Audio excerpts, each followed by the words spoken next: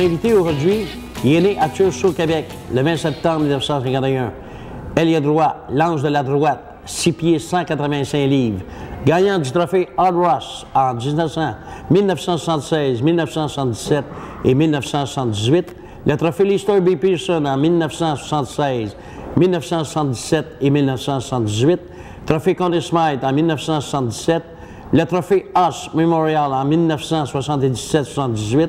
Coupe Stanley en 1973, 75, 77, 78, 79.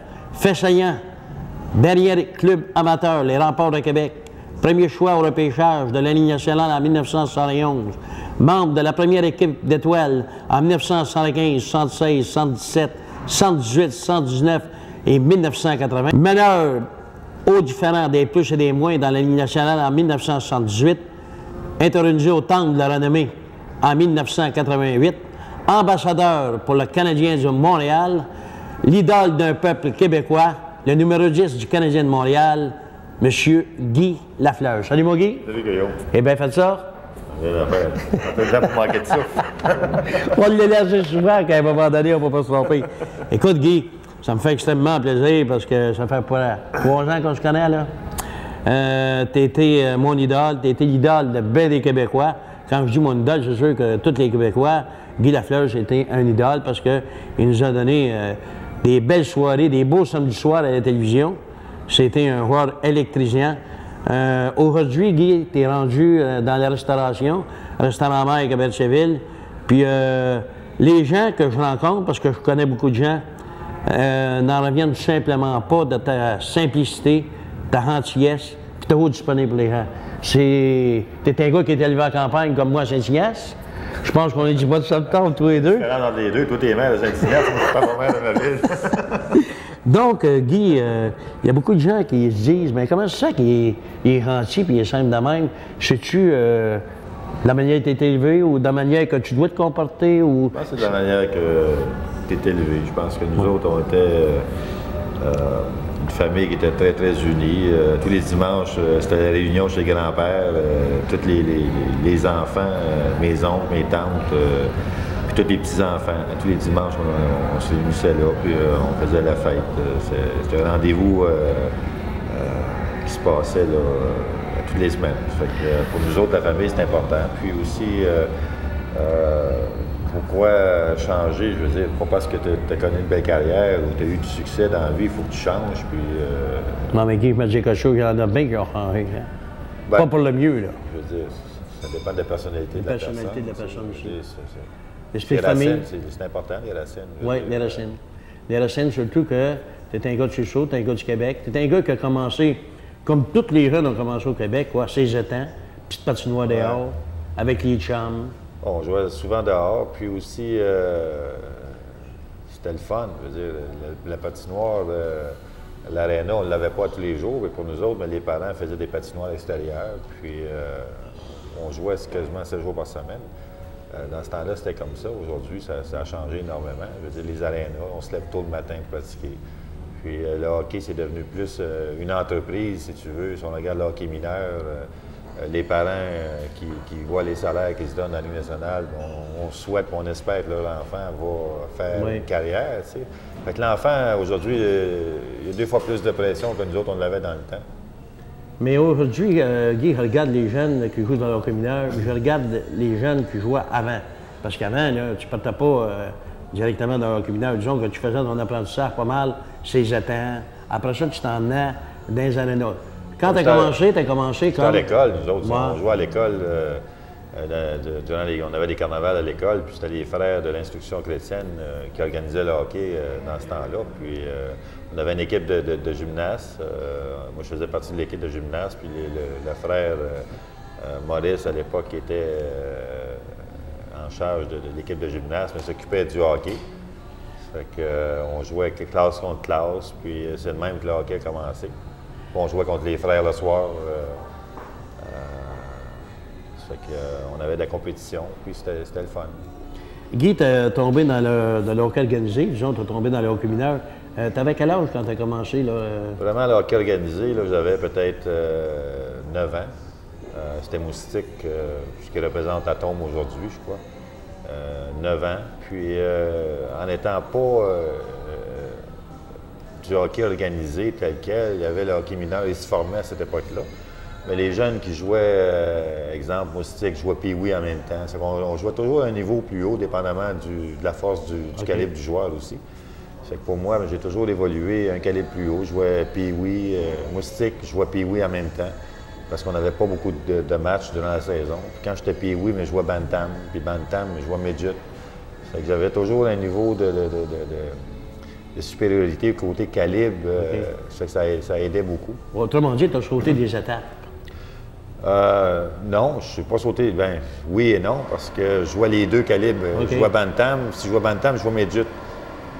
Ça veut dire que tu jouais autrement dit, tu jouais deux catégories. Deux catégories, mais pour la même ville. Là. Ça veut dire que tu jouais pas mal dans une semaine, toi, là. Tu vois, 3-4 en plus des matchs qu'on jouait à l'extérieur, ça fait qu'on était 0 par semaine sur la glace. Tes plus beaux souvenirs, Guy, c'est sûr que quand on est dans le junior, c'est sûr qu'on commence un midget, Pee-Wee, Bantam, mais quand tu es arrivé probablement dans la ligne d'Alter, qui était la ligne métropolitaine, qui aujourd'hui est la ligne junior majeure du Québec, dans ce temps-là, je me souviens qu'on avait été te voir jouer, les grands de Saint-Ignace, on avait fait la traverse parce qu'on avait été voir les remparts de Québec.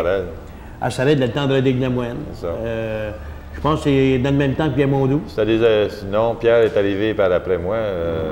Moi, il y avait Bill Clément qui a joué pour les Flyers, puis c'était un gars de ma ville natale. Bill Clément, c'est un gars de Tulsa. Il y avait aussi Dave Schultz qui jouait à Sarrête. Dave Schultz. Il y avait un dénommé Cournoyer qui était défenseur. Il y avait une très, très bonne équipe, Sarrête, dans ce temps-là. Les remparts, c'était pas les remparts, c'était pas devenu les remparts, c'était les Arts juniors, c'était pas. Les Arts juniors. Qui a changé de nom par après, là, pour les remparts de Québec. Mais les Arts juniors, on n'avait pas une équipe vraiment forte, mais quand même, c'était du hockey de compétition. Puis c'était des belles années. Puis c'est venu après ça, tu as joué pour les remparts de Québec? Oui, les Arts juniors sont devenus les remparts de Québec. Ça a été acheté par un groupe de la ville de Québec qui ont changé, ils ont fait un vote populaire pour changer de nom. Et c'est parti des Arts juniors pour s'appeler les remparts. Guy, certainement que dans ta carrière, dans ta jeunesse, tu regardais la télévision comme tout le monde, puis tu avais probablement une idole qui jouait au hockey dans la Ligue nationale, puis que toi, ben, ça te donnait le goût de plus de jouer. Puis à ce moment-là, quand tu étais junior majeur du Québec, est-ce que tu pensais à faire un avenir dans le hockey dans la Ligue nationale? J'espérais, je souhaitais. Mon rêve, c'était ça, de faire une carrière dans la Ligue nationale. Mes idoles dans ce temps-là, même les années juniors, les remparts, c'était Jean Béliveau, puis il y avait Bobby Orr. Mais je comprends pas une affaire. Tu rêves, tu souhaites, mais dépendamment de si t'as pas de blessure grave là, à ce moment-là pour. Moi aussi, disons que Guy, toi, c'était Jean Béliveau, puis c'était Bobby Orr. Moi, dans le temps, c'était Guy Lafleur, puis Bobby Orr. Bobby Orr était très bon, un excellent joueur de défense, très intelligent. Guy Lafleur, bien, on n'a pas besoin de revenir là-dessus, on sait tout ce qui s'est passé. Mais l'impression que ça t'a donné, Guy, quand tu étais repêché en 1971 par le Canadien de Montréal, ton père devait être content, la famille. Mon père était content parce que, premièrement, c'était son équipe. Oui. Deuxièmement, en étant repêché par le Canadien de Montréal, pour lui, ça lui faisait moins loin à faire, à venir me voir les matchs. Ouais. Parce que c'est une heure et demie de Tulsa, c'est 1h30 de Montréal. Comparativement à Québec, où ça prenait 3h30 lorsque je jouais junior. C'est que pour lui, il était très, très content, très heureux que je sois repêché par le Canadien. Guy, pour les gens qui nous écoutent aujourd'hui, les spectateurs, est-ce que ton père te poussait ou aussi te laissait tout simplement aller? Mon père m'a toujours laissé aller, en m'encourageant naturellement, avec ma mère puis mes sœurs, les 4 sœurs. Fait que pour les autres, ils m'ont toujours encouragé tout au long de ma carrière. Puis ils n'ont jamais mis de pression pour que je devienne un joueur de hockey. Pour les autres, ce qui était important, c'est que je fasse quelque chose que j'aime, puis que j'ai du fun à le faire aussi. C'était ça qui était le plus important. Je pense que Guy, t'as aimé jouer au hockey, puis t'as aimé faire un hockey. En fin de compte, t'aimais ça. Ah, j'aimais ça, c'est sûr que j'aimais ça. Je prenais c'est un rêve de tous les jeunes, tous les moyens possibles ou imaginables pour m'entraîner dans ce temps-là, pour essayer de mettre les chances de mon bord. Mais même à ça, je veux dire, il y a beaucoup de joueurs qui font ça aujourd'hui, puis même dans notre temps, puis que ça n'a pas marché par rapport à des blessures ou le jeune, à un moment donné, arrive à l'âge de 16, 17, 18 ans, puis il veut pas continuer sa carrière de hockeyeur, il veut faire d'autres choses. Fait que ça, c'est un choix que tu fais. Guy, c'est-tu vrai que c'est pas dur de monter dans la nationale, mais c'est de rester dans la nationale. Ben, c'est pas dur. Je dirais pas que c'est pas dur. Ça demande beaucoup de sacrifices, beaucoup de persévérance de la part du joueur. Il y a 30 équipes. Beaucoup de gens disent bah c'est facile, mais si on regarde le pourcentage de joueurs qui sont appelés à faire la Ligue nationale. Beaucoup d'élus, mais peu de. Beaucoup d'appelés, mais peu d'élus. Spécialement au Québec. On repêche depuis que les marchés sont ouverts, on repêche de plus en plus des joueurs européens, ce qui enlève des postes pour les joueurs canadiens et québécois. Pour les autres, talent pour talent, il faut qu'ils soient meilleurs pour faire partie de la Ligue nationale. Parce que toi, Guy, tu as joué avec toutes les grandes Ligues nationales. Wayne Gretzky, tu as joué avec ça, là. Oui. C'est un joueur pas mal intelligent, c'est un gars très intelligent, c'est un gars... Quelle sorte de... Vu que tu l'as côtoyé un peu, là, pour les gens qui nous écoutent, Wayne Gretzky, c'est quelle sorte de gars que c'est? C'est un gars... Un gars très sympathique, un gars qui est très terre-à-terre, c'est un gars qui est simple. Lui aussi, il ne vient pas d'une grosse ville ou quoi que ce soit. Aujourd'hui, je veux dire, la popularité et puis les succès qu'il a connus, moi, ça fait très longtemps que je ne l'ai pas vu, mais la dernière fois, dans les années 81, 82, où je l'ai côtoyé, là, très sympathique. Très sympathique. Ouais. Nous autres, Guy, on était fiers à un moment donné quand on a vu un gars de par chez nous qui est arrivé pour le Canadien de Montréal, qui était Pierre Mondoux, que tu as connu. Un bon gars, Pierre, un gars tranquille, un gars trop souriant. Puis nous autres, on était fiers, Sarel, Saint-Signan, Saint-Laméron, de dire au monde que Pierre Mondoux est dans la Ligue nationale puis qu'il jouait.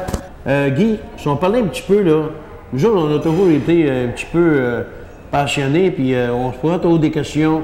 De quelle manière les joueurs voyagent? Bon, OK, vous venez de finir de quoi forum, OK, vous en l'air dehors. Ça marche comment, là? Veut dire, dans le temps, nous autres, lorsqu'on avait à jouer, on jouait probablement plus souvent contre, exemple, Boston. Il y avait 12 équipes dans ce temps-là. Fait que les voyages se faisaient soit par vol nolisé après les matchs, dépendamment où on allait.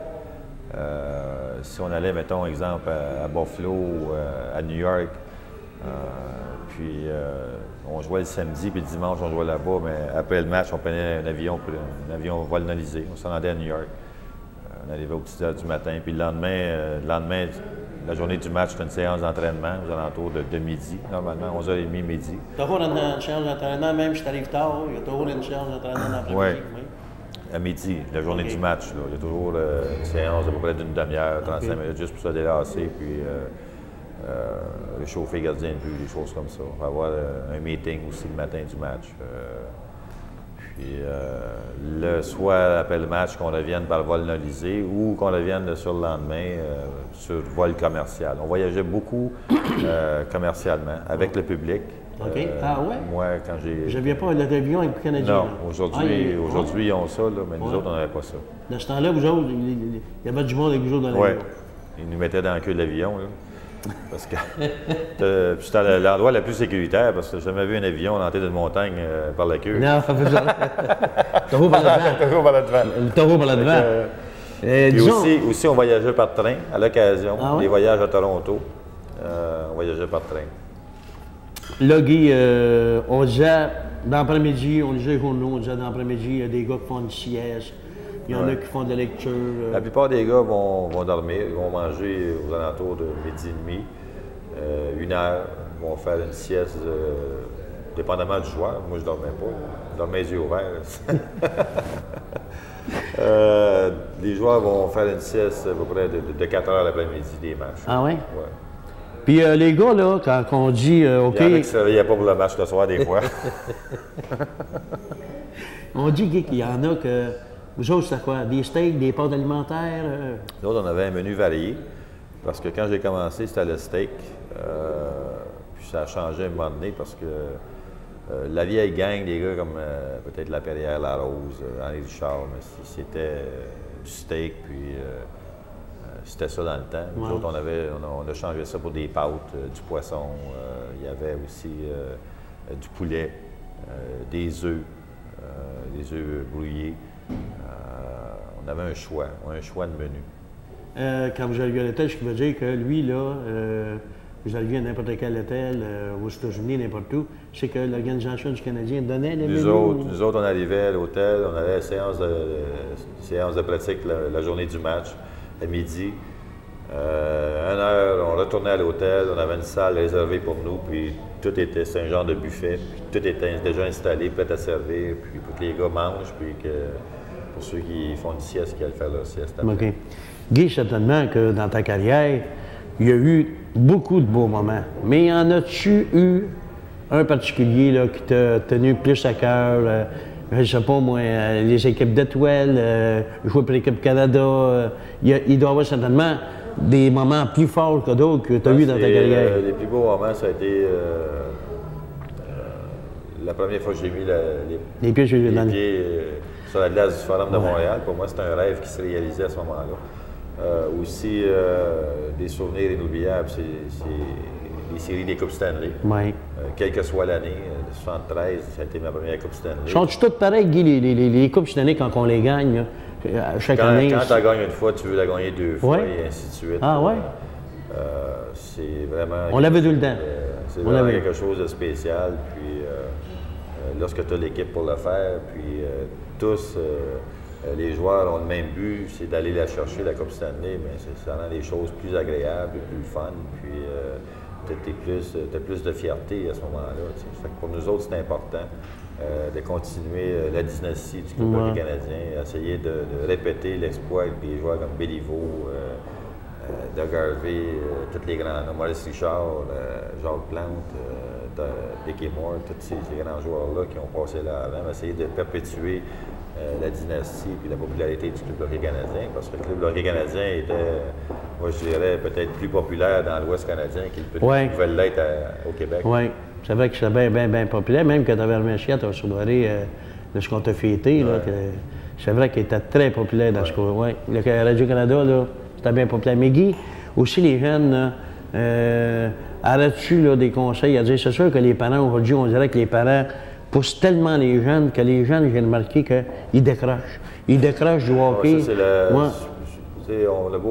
On blâme les parents. C'est sûr que les parents sont peut-être à blâmer sur certains points, mais aussi la société qui est comme ça aujourd'hui, qui joue un grand rôle, je pense, dans le décrochage, quel que soit le sport ou à l'école.